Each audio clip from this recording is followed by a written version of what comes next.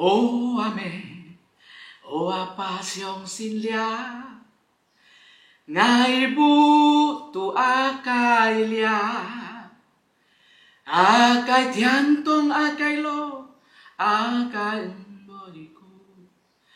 O ame, o apa siong sinlia, o mama, o papa percayalah, rumahku di sanalah. Sana surga yang mulia, sana tak ada susah. Oh mama, oh papa percayalah.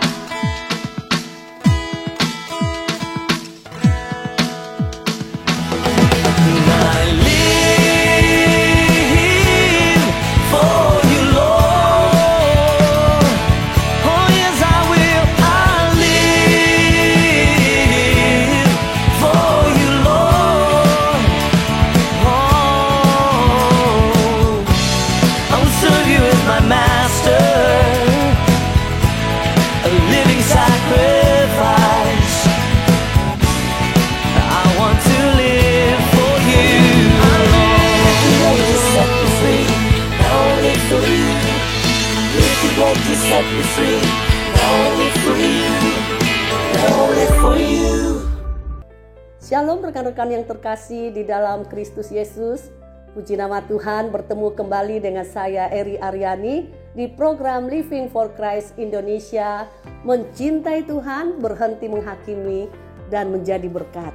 Puji nama Tuhan, harapan kami semua bapak-bapak, ibu-ibu, dan saudara sekalian, rekan-rekan yang terkasih di dalam Kristus, dalam keadaan yang penuh dengan sukacita dan penuh dengan kasih karunia Allah.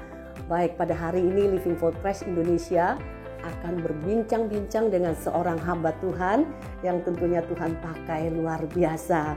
Beliau adalah Bapak Pendeta Petrus Simbolon. Shalom Bapak. Shalom. Apa kabar Pak Pendeta Petrus? Hebat, luar biasa. Puji Tuhan.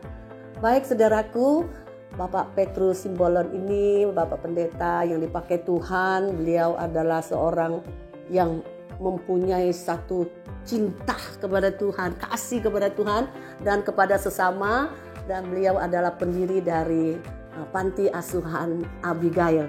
Baik, mari kita berkenalan lebih dekat, dan tentunya ada cerita yang luar biasa yang dibagikan oleh beliau. Puji nama Tuhan. Shalom Pak Petrus. Boleh Pak Petrus perkenalkan diri? Ya, terima kasih. Saya Pendeta Simon Petrus Simbolon, tinggal di Singkawang, bergerak dalam bidang pelayanan sosial dan pendidikan saat ini di bawah satu yayasan yang bernama Yayasan Anugerah Kasih Bersinar.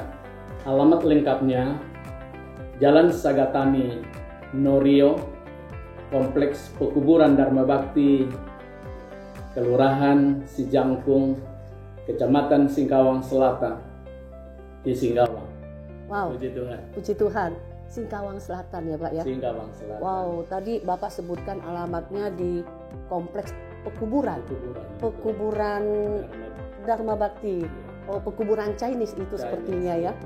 Wow, berarti tempat posisi panti asuhannya Bapak itu betul-betul di tengah atau sekitarnya gitu? Iya. Jadi yayasan kita ini yang di situ ada Panti Asuhan Abigail dan Sekolah Smart Batu Penjuru memang ada di tengah-tengah pekuburan. Di jalan masuk pekuburan Tionghoa dan di depannya itu ada pekuburan Kristen. Wow, diapit oleh pekuburan Chinese sama pekuburan Kristen. Iya. Wow, berarti tiap hari pasti banyak mendengar musik-musik ya Pak kalau pada saat pekuburan. Iya, betul. Ya, aroma kematian dikala iring-iringan dari saudara kita yang orang Tionghoa yang memakamkan, dan juga tak lama kemudian, beberapa hari kemudian kita mendengar ada lagu gerejawi di mana rumah Tuhan dipanggil Tuhan, demikian Ibu. Wow, toleransi yang luar biasa di tengah-tengah lingkungan pekuburan ya Pak Pendeta. By the way, saya mau tanya nih Pak, bagaimana sih panggilan pertama Tuhan memanggil Bapak untuk bergerak, untuk melakukan satu tindakan kasih, mendirikan panti asuhan Abigail ini tentu ada cerita yang luar biasa yang bisa dibagi kepada kami, Pak. Oke, baik. Terima kasih banyak. Saya datang ke Kalimantan Barat pada tahun 89. Membuka pelayanan di satu tempat namanya Semparu.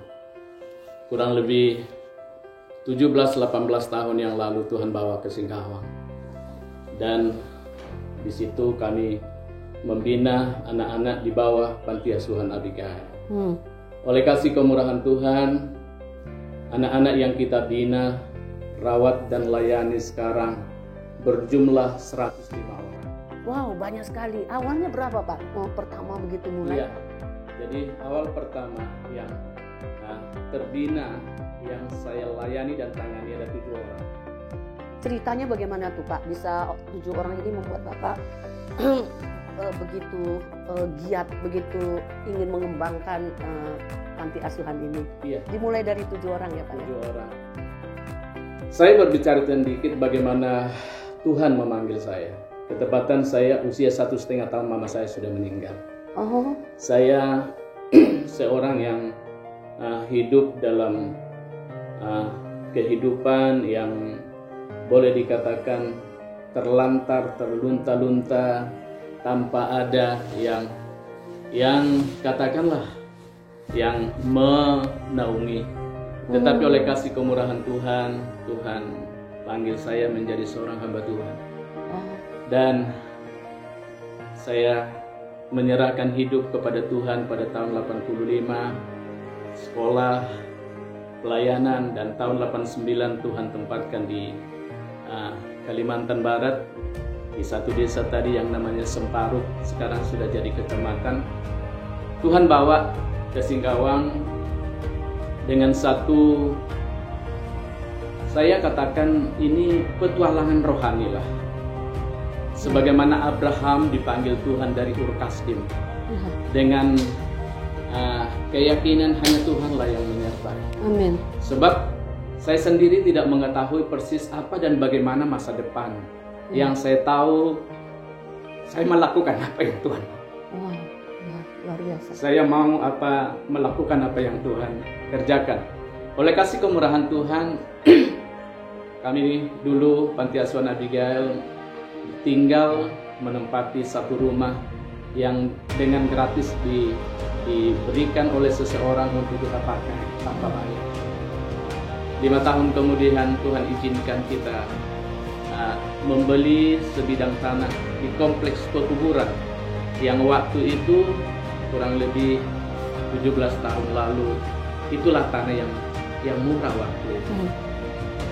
Seiring dengan perjalanan kurang lebih 7 tahun yang lalu kita memulai lagi pelayanan di bidang pendidikan. Dan sekarang kita sudah punya sekolah namanya SMAK Batu Penjuru Singkawang. Yang muridnya kurang lebih 70-an orang. Sekarang sudah berjalan tahun ketiga. Wow, luar biasa, Pak. Jadi memang punya latar belakang kehidupan yang sudah tidak punya orang tua, dan kehidupan Bapak itu terlantar ya, sempat luntang-lantung di jalanan begitu, tidak ada yang menaungi, sehingga itu mungkin menjadi satu visi yang Tuhan berikan, sehingga Bapak mau menaungi orang-orang yang memang tidak punya tempat, anak-anak yang terlantar gitu ya, Pak ya. Wow. Mulai dari 7 orang di tanah pekuburan, apa memang sudah ada pekuburan waktu itu atau memang masih tanah kosong, Pak? Itu pekuburan itu sudah ada, mungkin usianya ratusan tahun kali. Udah, sementara sekarang pun pekuburannya sudah cukup ramai. Tentunya tanah itu pasti mahal, Pak ya. Pekuburan, soalnya tanah pekuburan biasa mahal. Iya, yang terakhir ini memang sedikit agak mahal. Sekarang Singkawang tanah pun sudah mahal. Oh iya, kota Singkawang cukup terkenal ya, Pak ya. Dan itu anugerah Tuhan ya, diberikan dengan gratis pada awal memulai panti asuhan ini, Pak. Dari seseorang yang Tuhan pakai itu bagaimana, Pak? Iya, jadi oleh kasih kemurahan Tuhan, tanah kita itu kita beli bertahap, 4 tahap. Tuhan kirim orang-orang. Wow. Begitu banyak hati, pemikiran, tangan yang Tuhan kirim untuk mewujudkan satu visi, misi, dan impian yang mulia ini. Wow, visi misinya apa Pak untuk Panti Asuhan Abigail Iya, ini? Abigail visi misinya yang utama adalah menjangkau orang-orang yatim piatu, terlantar atau tidak mampu. Yang keempat, jarak sekolah dengan rumah jauh. Ya. Dan panti ini adalah panti masyarakat. Ya. Saya sebagai masyarakat punya kerinduan bergerak dalam bidang sosial, kita libatkan masyarakat. Karena ini panti masyarakat, kita tidak tanya suku agamamu apa. Yes. Yang susah kita tolong. Jadi di sana ada bermacam-macam latar belakang, ada Konghucu, Buddha, Kristen, Katolik ada di situ. Anak-anaknya yang Bapak tampung itu ya, tanpa memandang agama ya. Iya. Dan sampai saat ini biaya operasional kita itu murni sumbangan masyarakat dan ada juga bantuan pemerintah Pemkot Singkawang. Wah, puji Tuhan. Oh, terus Bapak pastinya mengalami begitu mulai di lingkungan mendukung, Mbak. Apa ada kendala-kendala yang terjadi? Selama ini kalau kendala dari lingkungan tidak. Karena Singkawang ini luar biasa. Ya, toleransi nomor 1 di Indonesia. Wow. Ya. Gitu Kakak? Kota Singkawang, kota Ya, toleransi. Wah, kota toleran, puji Tuhan. Luar biasa. Jadi masyarakat plural itu, majemuk itu, saling menghargai, bahu-membahu, wali kotanya oke juga. Wow, luar biasa. Dukungan dari pemerintah daerah ya, Pak ya. Nah, tentunya Pak, panti asuhan ini banyak yang Bapak boleh alami. Bagaimana Bapak mengalami itu mukjizat Tuhan yang Bapak katakan bahkan nggak pernah dipikirkan, nggak pernah dilihat oleh mata ya, belum dengar telinga, tapi Tuhan menyediakan tepat pada waktunya. Tentunya ada pengalaman yang luar biasa. Bapak boleh bagi cerita kepada kami, Pak. Oke. Ada satu kejadian yang saya tidak bisa lupa. Waktu itu anak-anak masih sedikit. Jadi satu waktu pas udah malam hari anak-anak tanya, "Pak, besok kita makan apa?" Sebab waktu itu tidak ada apa-apa. Saya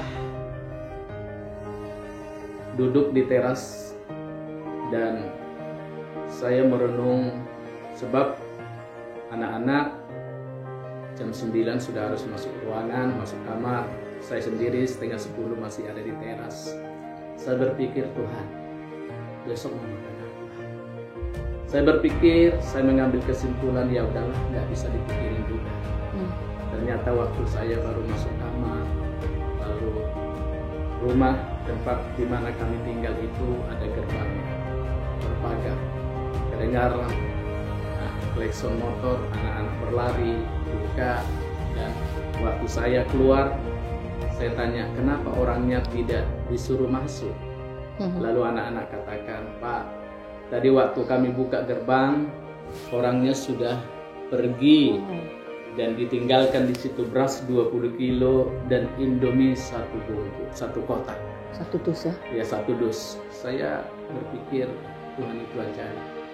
Tuhan mencukupkan jam hampir 10 malam yang sampai saat ini kami tidak tahu. Malaikat yang kirim, Pak. Puji Tuhan, wow, luar biasa ya. Tentunya Bapak punya pengalaman banyak bagaimana pertolongan Tuhan itu tidak pernah lama. Iya. Hari demi hari ini merupakan titik awal di mana saya punya keyakinan yang mantap dengan Tuhan. Imannya luar biasa. Saya berpikir hal yang begini Tuhan sudah buka jalan. Pasti hal yang lebih besar nanti Tuhan akan cukupkan apa yang kita butuhkan. Amin. Ya. Hari demi hari, ya, maka Tuhan mengirim, memperkenalkan orang-orang yang dari banyak latar belakang untuk mengulurkan tangannya. Sampai sekarang ini sudah 105 orang. Kami tetap berkecukupan di dalam Tuhan. Wow, luar biasa. Anak pantinya sudah 100 lebih ya Pak ya. 105 orang. Dan itu uluran tangan dari berbagai pihak ya, berbagai dari agama-agama lain. Ada seorang anak yang namanya Chen Hao. Anak ini sekarang sudah kelas 3 SMA. Usia kurang lebih 4 tahun, dia ditinggalkan di depan kantor saya. Kantor waktu itu masih sangat sederhana. Ya, saya bangun pagi, selesai doa, saya buka pintu, saya temukan dia menangis. Men ya boy. Dia menangis. Artinya Mama di mana? Mama di mana? oh, itu bahasa Singkawang. Iya, bahasa HK Singkawang ya. Info yang saya dengar dari bukunya bibinya, usia 3 bulan dia ditinggal papa mamanya. Papa mamanya bercerai dan dia dirawat oleh poponya, Neneknya ya. neneknya. Lalu sekitar kurang lebih usia 6 atau 7 tahun dia sekarang dia tumbuh dengan baik. Luar biasa. Dia udah selesai SMA, dia bercita-cita mau kuliah, dia tinggal 1 tahun, ada yang bergerak membantu dia usah kuliah, channel sama yang dari kecil bisa tumbuh sekian puluh tahun bersama dengan kami. Amin. Ada juga seorang anak yang Polres Singkawang antar ke tempat kita karena anak ini dia tinggal di kebun kelapa. Di kebun kelapa namanya Ajiu. Dia hari-hari berteman dengan kucing dan anjing. Dia makan kelapa dan tebu. Masyarakat informasikan kepada Polres Singkawang dan Polres Singkawang antar ke tempat kita. Anak ini sekarang sudah sekolah. Wow, Ya. luar biasa. Ada anak juga dari daerah Entekong, mama papanya bercerai, ya usianya kurang lebih mau jalan 5 tahun waktu itu dia mengalami kekerasan dari mama tirinya, sehingga masyarakat informasikan dan ada hamba Tuhan kasih rekom untuk diantar ke panti asuhan Abigail. Ada anak juga ya yang lahir dan setelah besar papanya tidak mengakui bahwa itu anaknya.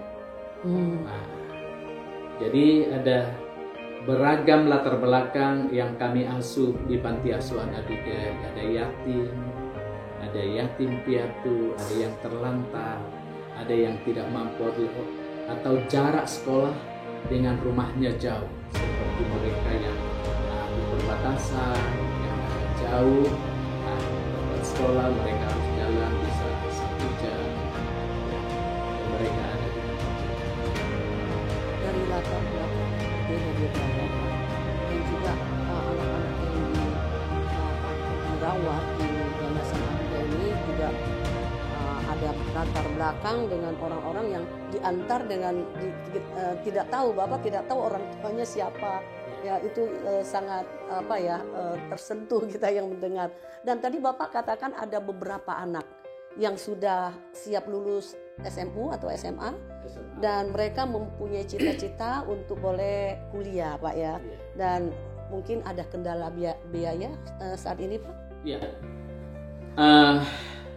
Saat ini kami mengalami kendala dalam hal itu, pendanaan Ibu ya. Ya. Mengenai uang kuliahnya, tentu nanti transportasinya ke tempat di mana dia kuliah, kalau ada yang menerima di Pulau Jawa ini atau di Singkawang ya. Ya. Satu hal yang saya yakin bahwa semua kita anak bangsa punya kerinduan bersama supaya anak-anak ini bisa memiliki masa depan yang lebih baik. Amin, amin. Amin. Tuhan pasti buka jalannya, Pak. Kita percaya bahwa pertolongan Tuhan tidak pernah terlambat. Ya, dimana saat ini Bapak membutuhkan mungkin biaya untuk meneruskan studi daripada anak-anak panti yang sudah lulus SMA dan mereka punya cita-cita yang tinggi, dan tentunya mereka pasti anak yang pintar. Dan kita percaya pasti ada hamba Tuhan, anak Tuhan yang Tuhan gerakin hatinya untuk bisa mengulurkan tangan yang untuk mewakili tangannya Bapa yang di surga. Amin. Kita percaya Pak, kita berdoa pasti ada mukjizat terjadi. Nah, by the way Pak, kami mau tanya, Bapak ini bisa mau melakukan hal yang luar biasa ini, tentunya Bapak katanya dari dari background yang terlantar gitu ya, sempat tidur di emperan, tidak ada yang merawat. Kok hari ini bisa seperti ini Pak? Tuhan pakai luar biasa, tentunya ada jalan ceritanya yang menarik yang boleh kita dibagi Pak. Iya, saya bersyukur sama Tuhan, saya dibesarkan di tengah-tengah lingkungan yang beragam yang boleh dikatakan yang garis kemiskinan. Dan saya tidak bisa lupa bahwa waktu itu ada seorang hamba Tuhan yang bisa bimbing saya, ya.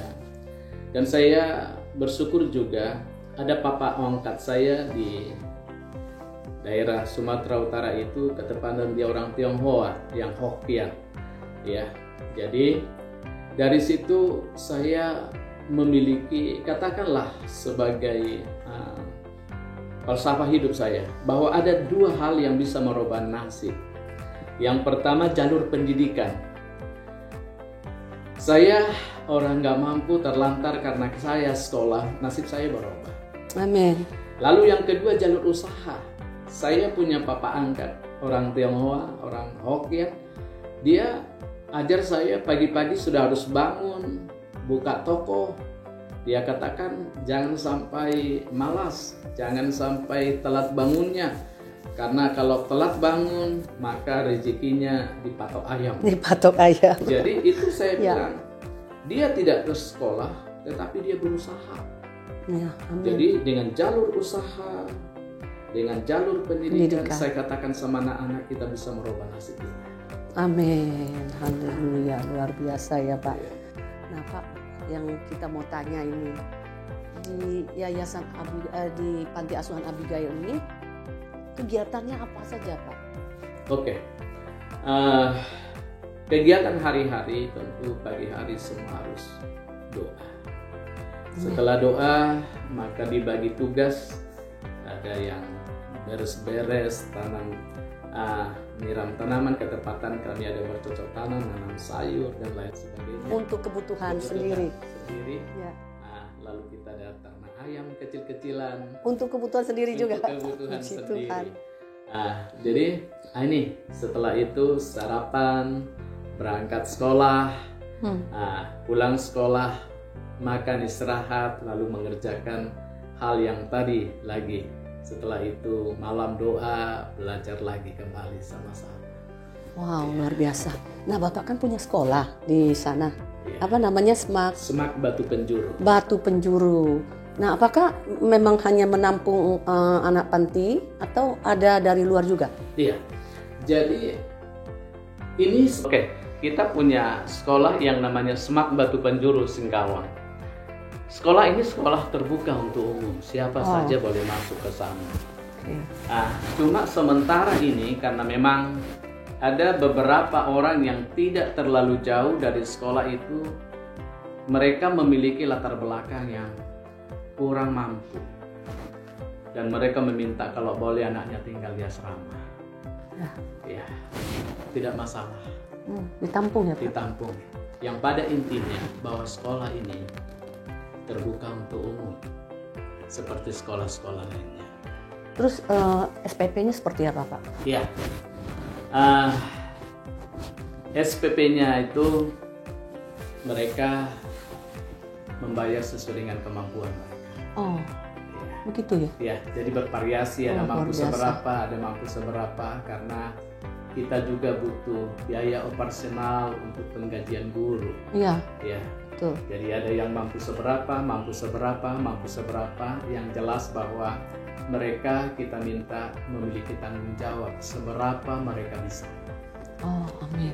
Nah, Bapak sekarang ini kebutuhan Bapak seperti apa? Terima kasih banyak Ibu. Jadi untuk keperluan di panti asuhan, sekarang ini kami membutuhkan untuk pembangunan dapur. Ya. Dapur untuk memasak, karena dapur sementara ini masih katakanlah darurat. Lalu mengenai fasilitas mereka untuk melanjutkan ke perguruan tinggi. Ya, ada yang sekarang ini sekitar kurang lebih 14-an orang menyerahkan hidupnya untuk minta difasilitasi oleh yayasan. Oleh kasih kemurahan Tuhan, siapa tahu ada yang tergerak hatinya untuk hal itu. Lalu fasilitas, lalu keperluan yang dibutuhkan di sekolah kita, Semak Batu Penjuru.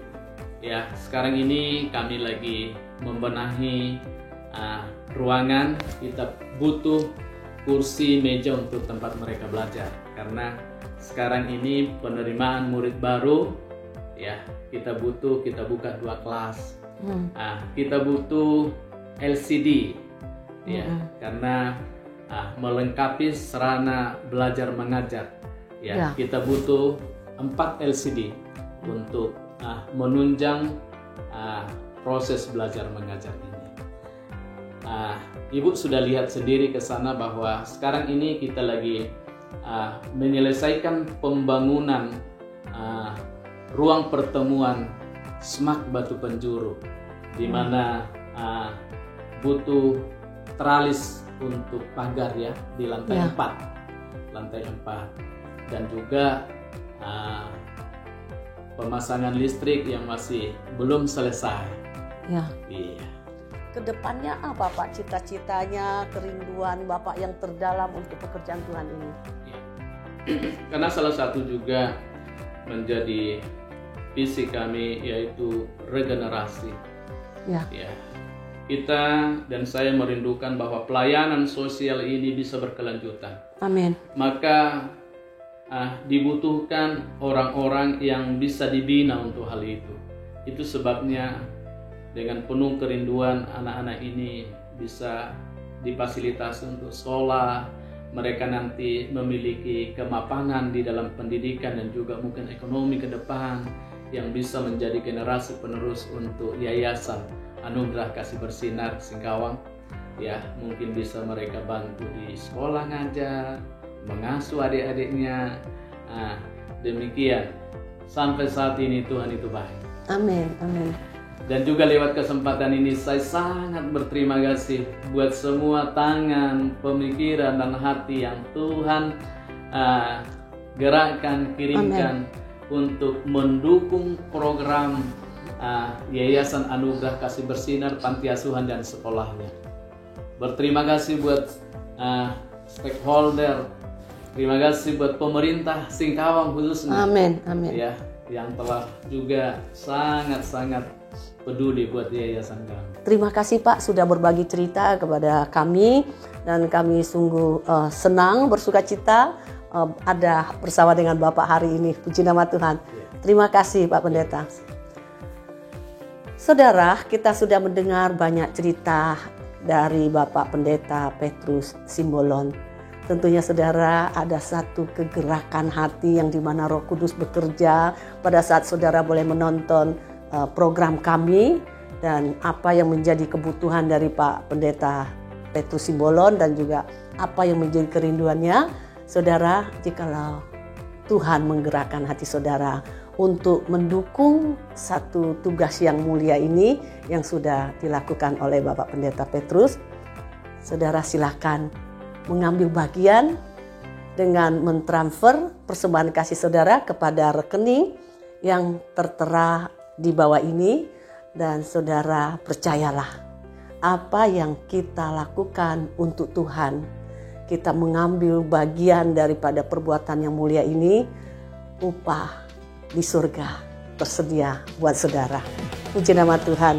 Percaya bahwa kita yang memberi dengan hati yang penuh dengan kerelaan dan penuh dengan sukacita, Tuhan akan balas dengan kelimpahan. Puji nama Tuhan. Demikian hari ini kita sudah mendapatkan cerita yang luar biasa Nantikan program Living for Christ Indonesia dengan episode selanjutnya yang tentunya bersama dengan para hamba Tuhan yang dipakai Tuhan dengan dahsyat. Amin. Terima kasih saudara. Puji nama Tuhan. Shalom Aleichem. Only for you. If you want to set me free, only for you. Only for you.